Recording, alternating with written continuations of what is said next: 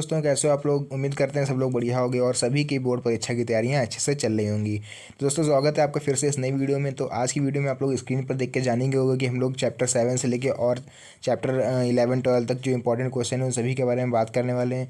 और चैप्टर 6 तक हम लोग पिछले वीडियो में डिस्कस कर चुके हैं, ठीक है। तो जिन्होंने अभी तक ऊपर चैप्टर 1 से लेकर चैप्टर 6 तक के इंपॉर्टेंट क्वेश्चन नहीं देखे हैं उसका लिंक आपको डिस्क्रिप्शन में मिल जाएगा, नहीं तो आप चैनल पे विजिट करके देख सकते हो, ठीक है। तो आज हम लोग पढ़ने वाले हैं वो चैप्टर 7 प्रत्यावर्ती धारा से लेकर और नीचे तक के चैप्टरों का होने वाला है। तो वीडियो को बिल्कुल भी मिस मत करिएगा, स्किप मत करिएगा और अच्छे से ध्यान से समझिएगा, ठीक है। तो स्टार्ट करते हैं हम लोग अपना पहला टॉपिक।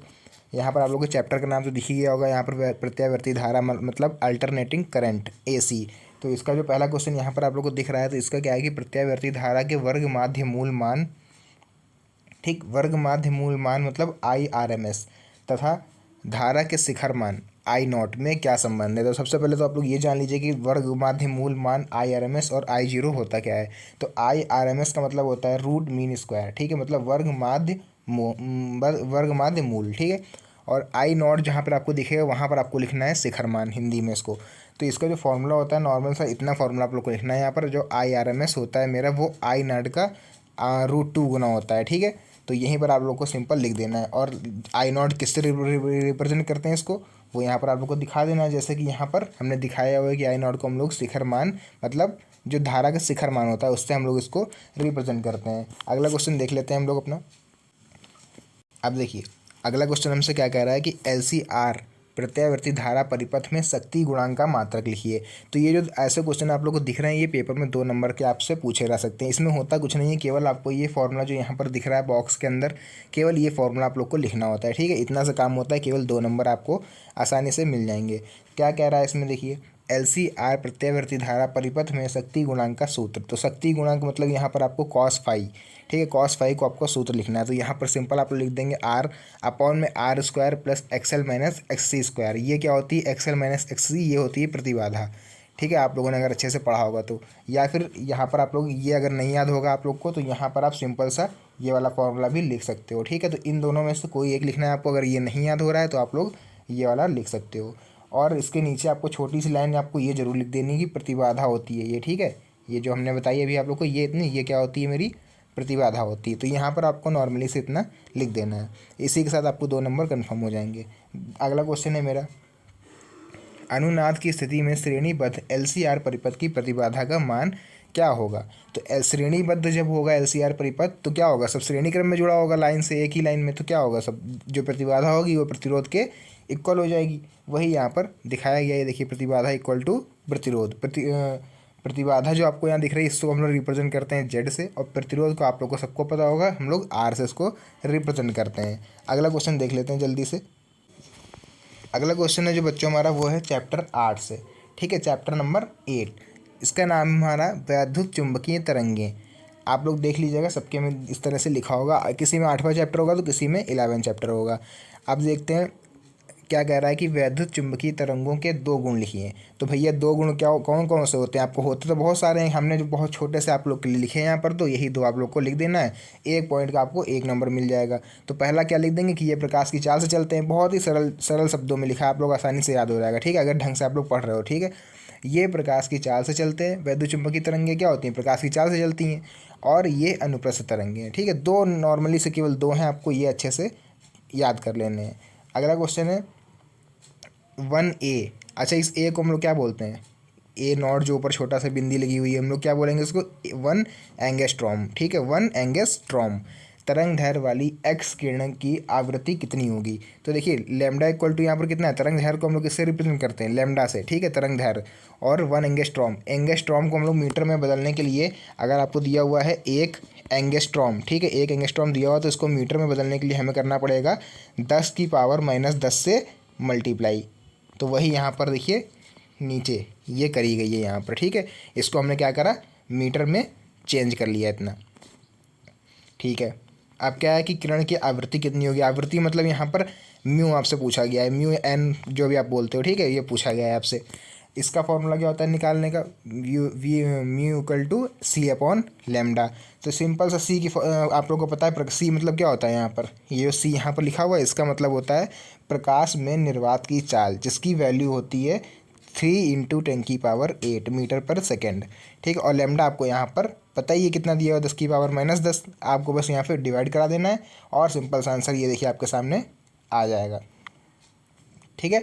देख लेते हैं अगला क्वेश्चन जल्दी से हम लोग क्या है। और वीडियो अच्छी लग रही थी और वीडियो को लाइक करने में कंजूसी ना करें और सब्सक्राइब जरूर कर लें, ठीक है। क्योंकि यही टॉपिक नहीं, आपको और भी कई इंपॉर्टेंट टॉपिक मैं बता चुका हूँ और आगे आने वाली वीडियो में जब तक आपकी बोर्ड परीक्षा नहीं जाएंगी आपको परमानेंट आपको ये सब टॉपिक हम बताते रहेंगे।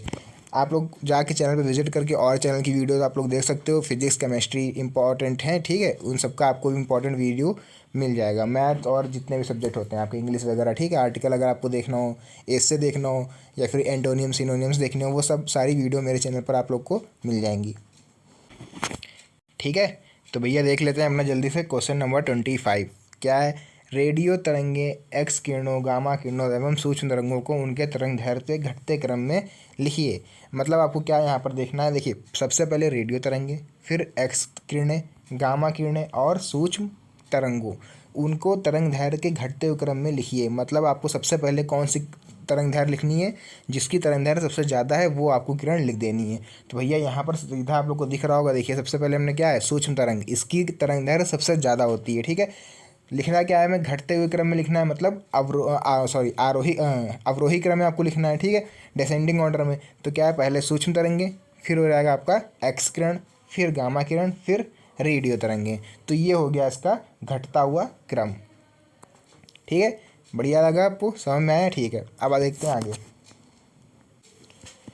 हाँ भैया देखिए 9 चैप्टर भी आ चुका है। क्या नाम है 9 चैप्टर का, किरण प्रकाशिकी एवं प्रकाशिक यंत्र। यहाँ से क्या हुआ कि आपकी फिजिक्स में ऑप्टिक्स पार्ट शुरू हो गया है, मतलब प्रकाश का जो पार्ट है आपका, ये आपका शुरू हो गया है। मतलब बोल सकते हो आप लोग कि फिजिक्स सेकेंड यहाँ से आपकी शुरू हो चुकी है। यहाँ क्या है भैया, पहला क्वेश्चन हमारा कि किसी पतले प्रिज्म का द्वारा उत्पन्न विचलन कोण का सूत्र लिखिए। तो पतले प्रिज्म द्वारा उत्पन्न विचलन का सूत्र मात्र एक होता है, जो कि ब्रैकेट के अंदर आपको दिख रहा होगा।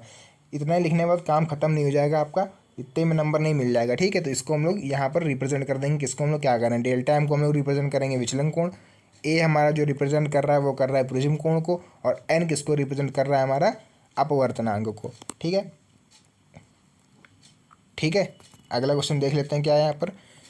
एक पतले प्रिज्म का प्रिज्म कोण 4 डिग्री है तथा इसके पदार्थ का अपवर्तनांक 1.5 है, तो न्यूनतम विचलन कोण ज्ञात कीजिए। देखिए आप ही लोग के लिए इसी पर रिलेटेड एक हम सवाल आप लोग को नीचे दिखा दे रहे हैं। क्या है कि ए इक्वल टू यहाँ पर आपको कितना दे रहा है, प्रिज्म कोण जो होगा, देखिए यहाँ से देखिए ए क्या है मेरा प्रिज्म कोण, तो प्रिज्म कोण यहाँ पर कितना दे रखा है हमें 4, तो हमने यहाँ पर 4 लिख लिया। अब आगे बढ़िए, इसके पदार्थ का अपवर्तनांक, अपवर्तनांक को हम किससे रिप्रेजेंट करते हैं, एन से। तो एन इक्वल टू में कितना दिया है 1.5, जो हमने यहाँ पर लिख दिया। सारा सवाल इसी के अकॉर्डिंग हो रहा है, ठीक है, ऊपर वाले के अकॉर्डिंग देखते रहिएगा आप लोग। फिर क्या है, न्यूनतम विचलन कोण ज्ञात कीजिए। न्यूनतम विचलन कोण मतलब विचलन कोण हम लोग किससे रिप्रेजेंट करते हैं, डेल्टा एम से। तो हमें क्या ज्ञात करना है यहाँ, डेल्टा एम, ठीक। फॉर्मूला क्या लिखा हुआ है आपके सामने, यही वाला फॉर्मूला आपको यहाँ पर लिख देना, delta m equal to n minus 1, मतलब 1.5 माइनस 1, और मल्टीप्लाई में क्या है यहाँ पर ए, मतलब यहाँ ए कितना है 4। तो आंसर मेरा क्या आ जाएगा यहाँ पर, सीधे देख लीजिए आप लोग, इसको सॉल्व करेंगे जैसे ही मेरा आंसर आ गया 2 डिग्री, ठीक है। बढ़ते हैं अगले क्वेश्चन की तरफ। हाँ तो भैया देखिए अगला क्वेश्चन क्या है हमारा, अवतल लेंस के द्वितीय फोकस की परिभाषा आपको यहाँ पर बतानी है, ठीक है। तो मुख्य अक्ष के समांतर चलने वाली प्रकाश की किरणें अपवर्तन के बाद मुख्य अक्ष के जिस बिंदु पर मिलती हुई प्रतीत होती हैं उस बिंदु को हम लोग द्वितीय फोकस कहते हैं। मतलब मुख्य अक्ष के समांतर चलने वाली प्रकाश की किरणें अपवर्तन के बाद, चलिए इसका एक छोटा सा डायग्राम बना लेते हैं। इनके जो जो कहते जा रहे हैं, क्या कह रहे हैं, पहले ये कि मुख्य अक्ष के समांतर चलने वाली प्रकाश किरणें। तो देखिए मुख्य अक्ष मेरा क्या होगा, ये, इस पे हमारा क्या बना होता है, एक लेंस, ठीक है। अब क्या, अगर अपवर्तन के बाद, तो पहले तो इनकी इस वाली बात को देखिए आप लोग, जो ये कह रहे हैं कि मुख्य अक्ष के समांतर चलने वाली प्रकाश किरण, तो भाई इसके समांतर चलिए हम चलाते हैं, ठीक है, यहाँ तो पहुँचे हम। अब क्या कह रहा है कि अपवर्तन के बाद, तो अपवर्तन हम करा देते हैं, ठीक है। मुख्य अक्ष के जिस बिंदु पर मिलती हुई प्रतीत होती है, मुख्य अक्ष मेरी क्या है, ये मेन एक्सिस, तो इस पर मिलती हुई ऐसे प्रतीत होंगी, यहाँ पर देखिए मिल नहीं है, तो इसी बिंदु को हम लोग क्या कह देंगे, F2, मतलब कि द्वितीय फोकस F2। क्लियर हुआ इतना, ठीक है। देख लेते हैं 29वां क्वेश्चन क्या कह रहा है हमसे यहाँ पर, कि किसी प्रिज्म के पदार्थ के अपवर्तनांक का सूत्र अल्पतम विचलन कोण के प्रिज्म कोण के पदों में लिखिए। तो इससे पहले अभी जो हम लोग ऊपर लिख के आए हैं वो किस में हम लोग लिख के आए हैं, विचलन कोण में। यहाँ पर आपको लिखना है, ठीक है, अल्पतम विचलन कोण में लिख के आए, यहाँ पर आप लोग को वही लिख देना है अपवर्तनांक के फॉर्म में। तो अपवर्तनांक के फॉर्म में इसका फॉर्मूला क्या हो जाएगा हमारा, n इक्वल टू, इसको पहले बॉक्स में कर देंगे, अब देखेंगे, n equal to sine a plus delta m upon 2 और साइन ए अपॉन 2। किसको किससे रिप्रेजेंट करा गया है वो यहाँ पर साइड में लिखा हुआ है, आप लोग देख सकते हो। बढ़ जाते हैं जल्दी से अपने क्वेश्चन, अगले क्वेश्चन की तरफ।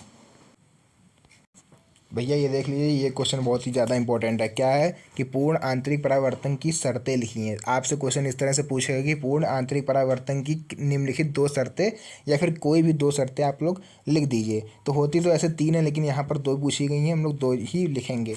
क्या कह रहा है, पहली शर्त है कि प्रकाश सघन माध्यम से विरल माध्यम में जा रहा हो। ठीक है, मतलब सघन माध्यम मेरा क्या होता है, कांच। ठीक, सघन माध्यम कोई ठोस पदार्थ जैसे कांच हुआ हमारा, और विरल माध्यम होता है वायु, जा रहा हो। ठीक है, सेकंड पॉइंट है आपतन कोण का मान क्रांतिक कोण से बड़ा हो। आपतन कोण मतलब क्या, इस तरह से आप लोगों ने पढ़ा होगा, ये लाइन होती है ऐसे, तो ये मेरी किरण ऐसे आती है और यहाँ से, एक सेकंड, हल्का सा इस तरह से मान लीजिए आई और इसकी तरफ ऐसे झुक जाती है। ठीक है, और कुछ कुछ होती हैं जो ऐसे आती हैं, इस पॉइंट से ऐसे हो जाती हैं, मतलब जाना चाहिए था ऐसे यहाँ पर, लेकिन पहुँच जाती हैं इस तरह से। होते होते होते होते एक दिन क्या होगा कि एक बार ये किरण ऐसे आएंगी और ये ऐसे मिल जाएंगी ऐसे। तो ये देखिए, इसके बीच में और यहाँ पर ये 90 डिग्री का एंगल बनना है, इसी को हम लोग बोलते हैं क्रांतिक कोण। तो जो आपतन कोण मतलब ये वाला आई इस क्रांतिक कोण से बड़ा हो, इतना इसमें केवल कहा गया है। फिर अगले क्वेश्चन में पूछ रहा है हमसे कि परावर्ती दूरदर्शी की 2 विशेषताओं को लिखिए। तो भैया 2 विशेषताएं क्या है, देखिए, इसके द्वारा प्रतिबिंब अधिक चमकीला बनता है। परावर्ती दूरदर्शी क्या होता है, इससे प्रतिबिंब और ज़्यादा चमकीला हमको दिखाई देता है। इससे बने प्रतिबिंब में वर्ण विपथन का दोष नहीं होता है। ठीक है, ठीक है, तो इसमें इतने केवल आपको 2 पॉइंट लिख देने हैं। फिर भैया अगला क्वेश्चन हमसे क्या कह रहा है अब, कि नेत्र की समंजन क्षमता से क्या तात्पर्य है। ठीक है, तो इसका आंसर हमको क्या लिखना है कि नेत्र द्वारा नेत्र लेंस की फोकस दूरी को कम या अधिक करने की क्षमता को हम लोग क्या कहते हैं, नेत्र की समंजन क्षमता। और अच्छे से अगर आपको समझना है इसका एग्जांपल, तो एक एग्जांपल आपको दे रहे हैं, थोड़ा ध्यान सुनिएगा। ठीक है, मान लीजिए आप एकदम से अंधेरे वाले कमरे से एकदम आप ऐसे कमरे में जा रहे हो जहाँ पर खूब उजेला है, तो क्या करोगे, एकदम से आंखें आप लोग, या फिर सो के उठो तो एकदम से आंखें, देखिए आप लोग बंद करते हो, हल्की बंद मीच लेते हो आंखें। तो आप एकदम अंधेरे वाले कमरे से एकदम से अगर आपको तुरंत उजेले वाले कमरे में भेज दिया है तो तुरंत आप अपनी आंखें बंद कर लोगे। ठीक है, तो क्या हुआ, जो हमारी आँख की पुतली है उनको हमने क्या करा, बंद करा। ठीक है, दूसरा एकदम एकदम उजेले से आपको एकदम अंधेरे में कर दिया है, तो आप लोग आँखें फाड़ के आप लोग देखने लगोगे। तो इन्हीं आँखों को कम करना और आँखों को फाड़ के देखना, यही होती है मेरी नेत्र की समंजन क्षमता। ठीक है, अच्छे तरह समझ में आ गया आप लोग को। ठीक है, देख लेते हैं अगला क्वेश्चन क्या है, कि किसी माध्यम में प्रकाश की चाल, देखिए वैसे माध्यम में प्रकाश की चाल हमें जो है यहाँ पर दी हुई है 1.5 × 10⁸ मीटर पर सेकंड किए गए। इस माध्यम से वायु में जाने वाली किरण के लिए क्रांतिक कोण कितना होगा। तो ऐसा क्वेश्चन भी आप लोग से 2 से 3 नंबर में पूछा जाता है। तो वो क्वेश्चन देख लीजिए, छोटा सा फॉर्मूला लगना है इसमें और कुछ नहीं लगना, n इक्वल टू C/V, जहाँ पर मेरा n क्या हो जाएगा, अपवर्तनांक, और c यहाँ पर क्या हो जाएगा मेरा y × 10⁸। सब 1.5 से 1.5 से 3 कटेगा तो 2 आएगा, 10⁸ से 10⁸ कट गया, तो अपवर्तनांक जो मेरा होगा वो कितना रहेगा, 2। अब हमें निकालना क्या है यहाँ पर, क्रांतिक कोण। क्रांतिक कोण का फॉर्मूला क्या होता है, साइन सी। ठीक, sign c equal to 1/n, तो साइन सी इक्वल टू 1/2, तो साइन 1/2 किसकी वैल्यू होती है साइन में, साइन 30 की। तो sine c equal to sine 30, और साइन से साइन आप लोग मान लो कैंसिल हो गया, तो सी इक्वल टू मेरा फाइनल आंसर 30 आ गया। ठीक है, इतना सेकंड में कल आप लोग को करना है। अगले क्वेश्चन की तरफ बढ़ जाते हैं जल्दी से। अगला क्वेश्चन 34 क्वेश्चन नंबर आपको यहाँ पर दिख रहा है कि सूक्ष्मदर्शी की विभेदन क्षमता को हम लोग कैसे बढ़ा सकते हैं। तो सूक्ष्मदर्शी की विभेदन क्षमता को हम लोग कैसे बढ़ा सकते हैं, देखिए क्या है कि छोटी तरंग दैर्घ्य का प्रकाश प्रयोग करके सूक्ष्मदर्शी की विभेदन क्षमता को हम लोग बढ़ा सकते हैं। इतना ही लिखना है इसमें। ठीक है, जल्दी से देख लेते हैं अपना चैप्टर नंबर 10, जिसका नाम है तरंग प्रकाश की। ठीक है, वेव ऑप्टिक्स। पहला क्वेश्चन क्या है इसका, कि फ्रिंज की चौड़ाई के लिए सूत्र लिखिए। तो फ्रिंज की चौड़ाई के लिए सूत्र क्या होता है हमारा, W इक्वल टू λd/d। सबको यहाँ पर नाम से रिप्रेजेंट कर दिया गया है। कैपिटल W मतलब फ्रिंज की चौड़ाई, लैम्डा मतलब तरंग दैर्घ्य, d मतलब पर्दे की दूरी, और स्मॉल d मतलब छिद्र की चौड़ाई। ठीक है। इस तरह से आप लोगों ने पढ़ा होगा विवर्तन में, यहाँ पे छोटा सा ऐसा छेद होता है, यहाँ पे खूब बड़ा सा पर्दा होता है, यहाँ से प्रकाश डाला आता है, तो ऐसा है ना, पढ़ा होगा आप लोगों ने। तो ये जो होती है चौड़ाई होती है, ये होता है ये फ्रिंज की चौड़ाई इसको बोलते हैं हम लोग, पर्दे की दूरी ये, ठीक। लैम्डा मतलब किस तरह अंदर की किरण जा रही है, पर्दे की दूरी, डिस्टेंस ये वाली, और बाकी छिद्र की चौड़ाई, छिद्र की मतलब ये छिद्र की चौड़ाई कितनी है। तो आप लोगों ने और अच्छे से पढ़ रखा होगा उसको विवर्तन वगैरह में। अगला क्वेश्चन देख लेते हैं इसी में क्या है। अगला क्वेश्चन कह रहा है हमसे कि उन दो घटनाओं का उल्लेख कीजिए जिनसे प्रकाश तरंग रूप की पुष्टि होती है। तो दो ही तरंग रूप की पुष्टि होगी, एक होगा वैसीकरण, एक होगा ध्रुवण, ठीक है। तो यही 2 पॉइंट आपको लिख देने हैं। प्रकाश की विवर्तन के प्रयोग में केंद्रीय उच्चिष्ट की चौड़ाई पर क्या प्रभाव पड़ेगा यदि प्रयोग जल में रख दिया जाए। वही जो अभी हमने आपको डायग्राम इस तरह से बताया था, किरण वाला अभी बता के उठे हैं जस्ट, सेम वहीं पर आपको यहाँ करना है। अगर उसको हम पानी में रख दें, वही इस पूरे जो हमने बनाया था, तो उसमें उच्चिष्ट मतलब जो हमने यहाँ पे चौड़ाई ली थी, ये जो होगी वो घट जाएगी। ये जो हमने ली थी यहाँ पर ये चीज़ थी इधर पर्दे पर, तो ये मेरी क्या होगी, पानी में रखने पर घट जाएगी। अगला है क्या है, अगला भैया कह रहा है विवर्तन प्राप्त करने के लिए रेखा चित्र की चौड़ाई लगभग कितनी होनी चाहिए। ठीक है, तो विवर्तन प्राप्त करने के लिए रेखा चित्र की चौड़ाई लगभग तरंगदैर्घ्य की कोटि का होना चाहिए। बस इतना आपको यहाँ पर लिख देना है। तो उम्मीद करते हैं वीडियो आप लोग को बढ़िया लगी होगी, और नए हो तो चैनल पर सब्सक्राइब करके जाना, क्योंकि अभी ये ख़त्म नहीं हुआ है, आप लोग को दिखा दें अभी, क्योंकि और आगे देखिए 11 चैप्टर, ठीक है। ये सब आइंस्टीन का सिद्धांत, तीव्र अगली तरंगदैर्घ्य और परमाणु वगैरह, ये सब आपका भी इंपॉर्टेंट बचा हुआ है। फिलहाल टाइम ज़्यादा नहीं है, इसलिए हम इसको 10 चैप्टर पर इंड कर दे रहे हैं, ठीक है। बहुत ही जल्द इसका सेकंड पार्ट आने वाला है, आज ही आ जाएगा इसका शाम तक सेकंड पार्ट, तो आप लोग उसको देख लीजिएगा, और मिलते हैं तब तक के नेक्स्ट वीडियो में।